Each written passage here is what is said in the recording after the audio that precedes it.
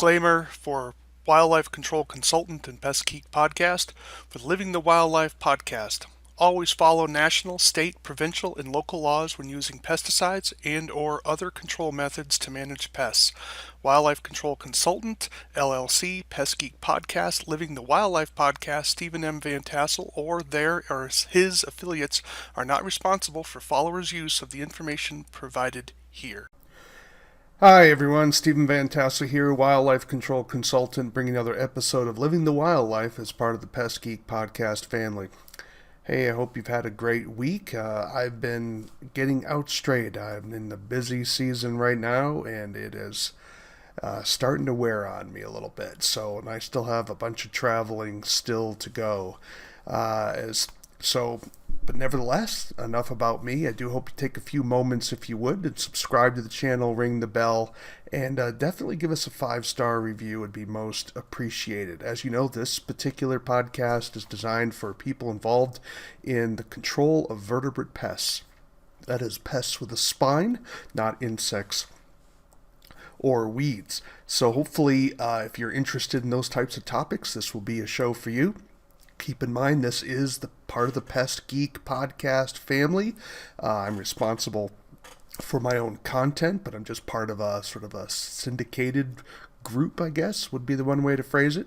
But so we do get a little technical here because this is designed primarily for professionals. But if you're not a professional, we're glad to have you on board as well. If you need to reach out to me, you can reach me. I have a new email address. You can reach me at Stephen@wildlifecontrolconsultant.com. That's Stephen at wildlifecontrolconsultant. My other email will work, and that's wildlifecontrolconsultant@gmail.com. That one will work as well. Would love to hear from you, get your thoughts, comments, suggestions for new shows. If you'd like to be on the show, or perhaps you have a product or technique that you would like to discuss, or maybe just something that's making you mad about the industry, would love to hear from you. Again, you can reach me at Stephen@wildlifecontrolconsultant.com or wildlifecontrolconsultant@gmail.com. All right. This week, I wanted to talk a little bit about glue boards because there has been a recent announcement coming out of the United Kingdom. United Kingdom, you may know of it as England or Great Britain, but United Kingdom, of course, it's a constellation of various countries under one government. So you have Wales, you have England, you have Scotland, and then you have Northern Ireland, to name a few. And what happened recently, and hopefully you can see this here, this is from a magazine called Pest. Let me pull this up. Pest, it's the UK's independent pest management magazine. Interesting in publication to see what's going on the other side of the pond. They're a lot more regulated than we are. And this is a free publication. You just have to sign up for it. And if you're interested in just seeing what's happening over there, it is it's different. That's all I can say. And so you want to see what's happening over there, because what happens over there will eventually get here to the United States, believe it or not, which is one of the reasons why I thought I would bring this up. Well, they had a story in here about Welsh, or what we call Wales, which is in the western end of the country. I probably should have pulled up a map here for it, so let's maybe do that. Let's go to, where is Wales? Let's do that. And so here, let's pull up this particular map for you. And you can see where, in terms of England, Wales is on the western end here. So you have Scotland, England, Wales, and then, of course, Northern Ireland. So it kind of gives you, I haven't been there yet. I'm hoping to get to Wales. As you may or may not know, I'm an Anglophile. I really love the UK. The history over there, of course, is truly remarkable. And Wales, I have not made it there yet. There's just so much history there.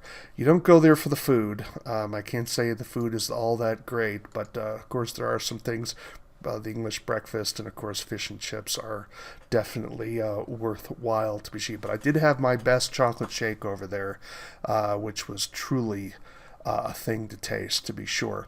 But that's where Wales is. And so what happened is the Welsh parliament, because these guess countries, I'm not exactly sure how to phrase them, but I guess they have their own parliament, and then there's of course a national parliament. So they have the Welsh parliament and then national parliament. So it gets a little complicated, but they have banned glue boards as of October 17th, and I'm recording this on October 23rd, 2023. And so just a few days before, they have banned the use of glue boards.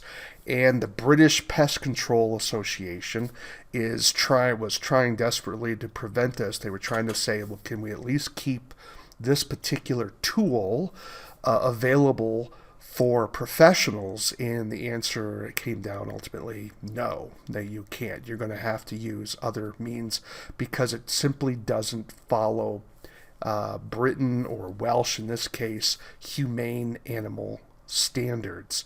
So it's gone. If you don't think this can happen here in the United States, you are woefully mistaken. And frankly, if I can put it bluntly, you are unbelievably naive. And so this goes to one of my common penchants within the podcast is the importance for professionals to get organized and develop political power. Unfortunately, despite my desperate attempts through the decades, I have failed to really get the industry marshaled in that direction. And part of the reason for that is we're not as big as other trades. For example, the pest control industry certainly has a lot of power. But notice, even in the UK, the Pest Control Association could not carry the day here. And if you think it can carry the day here in the U.S., no, that is probably not going to happen. The other issue, of course, is so many wildlife control operators simply don't care. They're just out to make money. They want to try to have humane wash. You may hear of things like greenwash, people trying to be so-called environmentally friendly, greenwash, but they're really not. Well, I think there's a lot of wildlife control operators who use humane wash, which is basically they try to claim that they're humane, but they're not under deeper scrutiny. Now, I'm not going to necessarily say their techniques are cruel, but in terms of what their customer thinks they're doing versus what they're actually doing, there's a big disconnect between what the customer sees as appropriate and what the industry sees as appropriate. And so it depends on whose humane are you dealing with. So if you're dealing with the customer's view of humane, we are not going to make the standard. If we're dealing with the industry view of humane, that's a different story. But I'll tell you, when people get an idea of what we're doing, it can make them mad. Now, a lot of your customers, of course, don't want to know what they don't want to know. But that's changing because the animal rights groups and various animal welfare groups are pushing this information and so they're to a point where the public can no longer avoid it. So either we as an industry tell the public what we're doing, the good, the bad, the ugly, or we're going to find ourselves having our story being told in a way that's not as flattering as we would like. And it's not about the truth, folks. I mean, I'm always fascinated by the number of people who think somehow the facts matter. I can assure you the facts may matter ultimately, maybe before God, but they do not matter in politics. They do not matter whatsoever. People care about power, they care about spin, and I'm not agreeing with it. I don't like it, but nevertheless, this is the reality of the political world that we're in. People would rather believe a simple lie, as one email told me once, than a complex truth.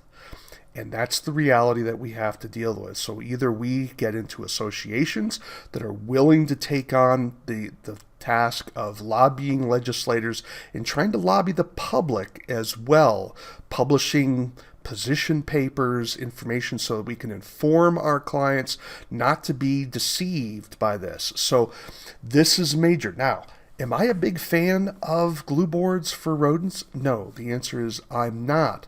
However, I recently learned, and I think I've even mentioned this in a previous podcast, how there are house mice now that are learning to avoid snap traps. I was absolutely stunned when I heard this. I was talking to an individual who is a technical advisor for a major pest control company, multi-state, not a national chain, but a multi-state company. And when he was hearing from his technicians were saying, hey, we're setting traps, we're not catching the mice, we're not controlling the problem.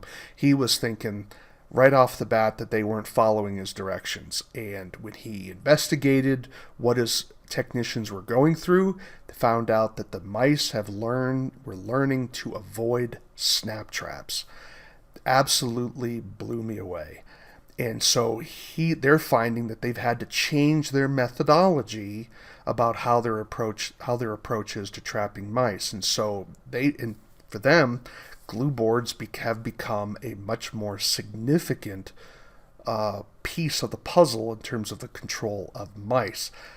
I never dreamed that I ever would have heard that. So again, am I a big fan of glue boards? The answer is no, but neither am I a big fan of having people suffer from rodents inside their buildings, and I certainly don't want rodents inside areas where people are preparing food, and because of the health risks for that, I don't want to see mouse hairs in my food, I don't want to see feces in my food, and I certainly don't want to share my table with mice where they're damaging our food supply. And if glue boards are an important role in managing that pest problem, then I'm going to be fighting for glue boards, as well as perhaps other techniques that will resolve the problem, whether it be rodenticides, whether it be traps, whether it be glue boards, whatever the case may be. I want an all of the above. It's not about something is bad. There are preferences, but for the time being, I certainly don't want to lose glue boards for the control of mice. And so I'm going to just basically make this a clarion call for those of you out in the industry. If it's happened in Wales, and it looks like it may happen in other countries as well, it may happen in Scotland. I would expect that it will happen in England. Don't know what's going to happen in Northern Ireland, but this can happen for real. And you may know that a lot of major companies in the United States are also restricting the use of glue boards in their properties as well. So this is changing in the U.S., and so we need to get ahead of this. So you need to be lobbying your state association. If you belong to a national association, you need to be asking, what are you guys doing to respond to this? And you as companies need to be responding to this, but you need to be speaking with one voice. So this is something that's going to have to be addressed, to be sure. So definitely be thinking about it. Let me give you a little bit more information here. So here's an article published by Bastian G. Meerberg, Franz W.A. Brom, and Izzy Kilstra. I hope I'm pronouncing those names correctly.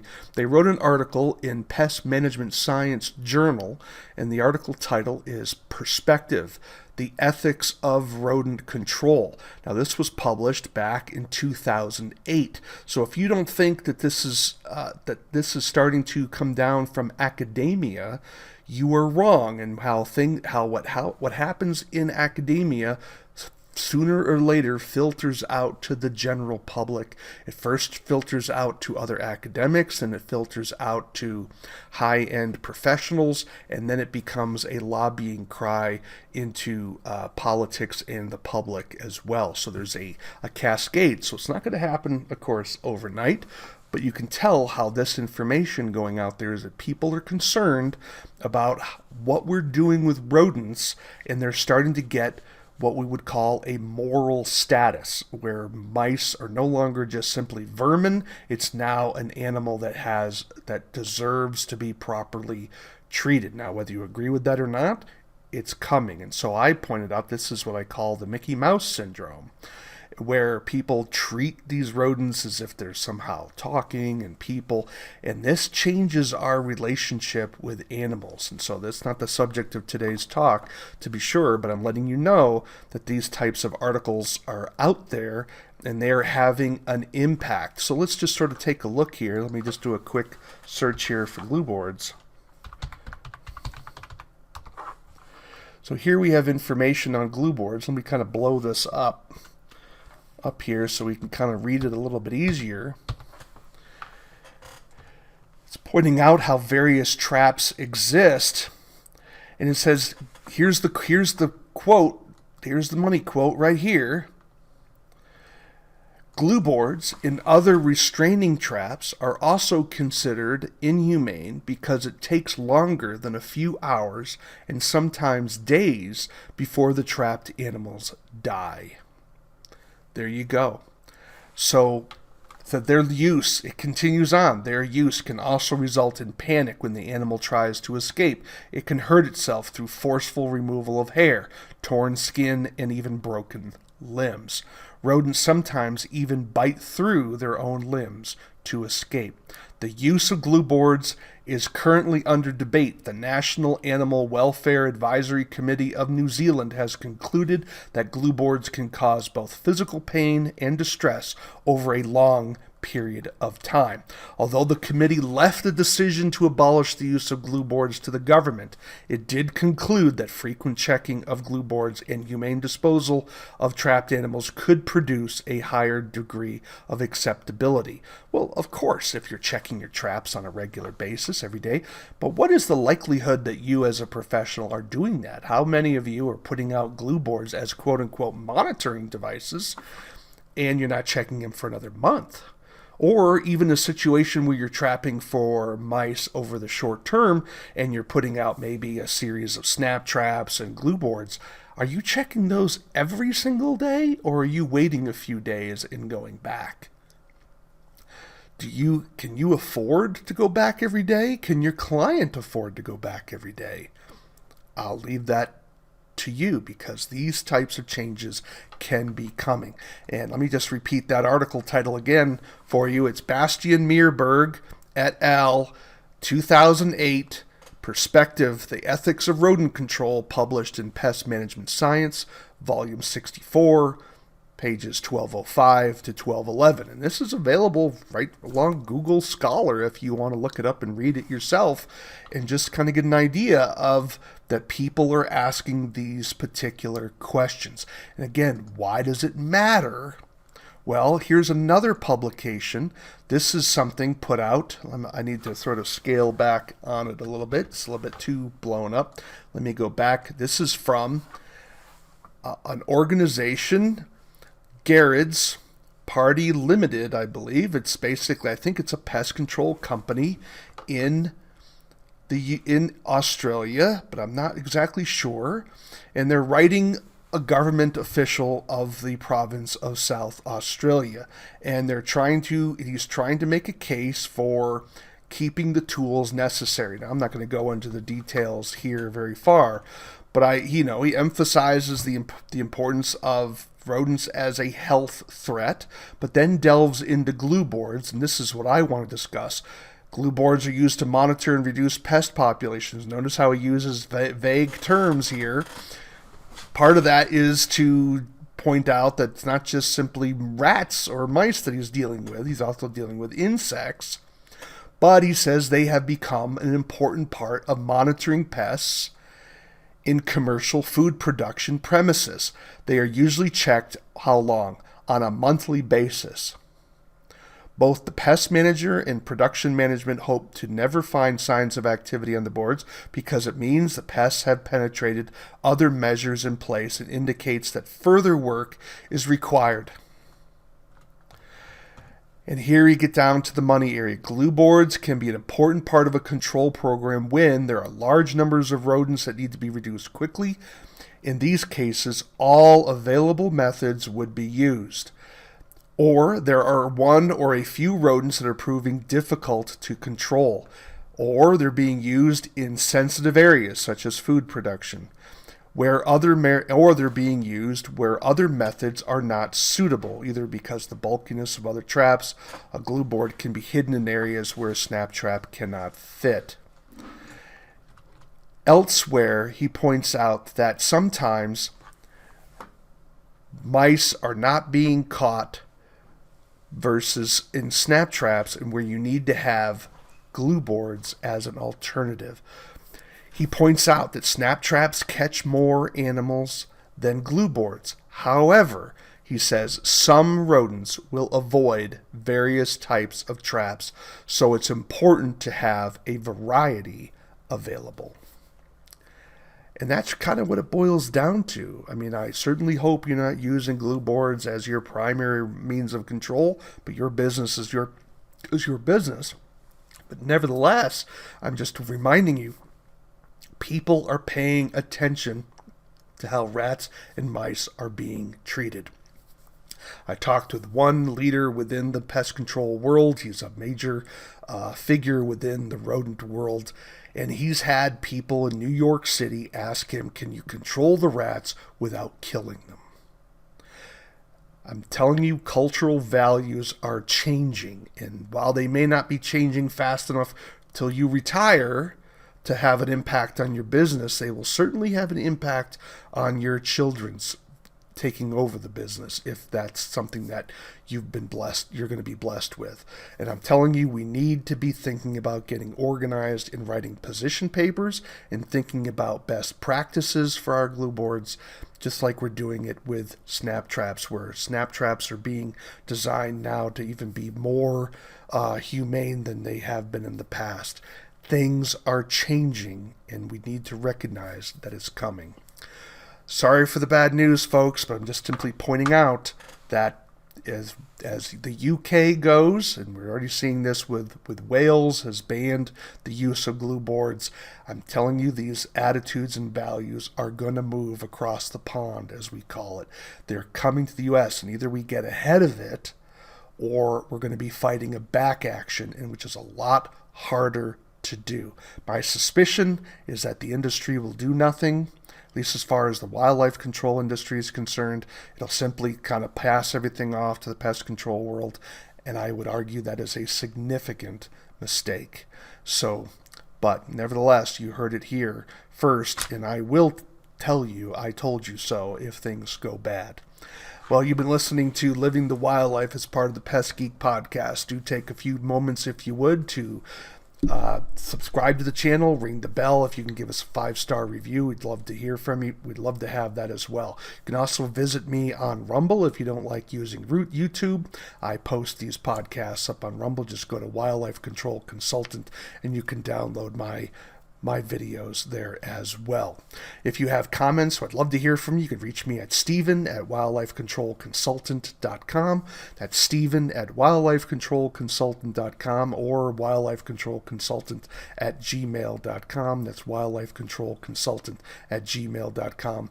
I'd love to hear from you, your thoughts, criticisms, suggestions for new shows, and if you know of some topic you'd like to have covered, or maybe you want to be on the show, would love to hear from you again. That's Stephen@wildlifecontrolconsultant.com. Well, again, this is Living the Wildlife. Why do we call it Living the Wildlife? Well, because we want you to live the wildlife, not be the wildlife. Take care, everybody.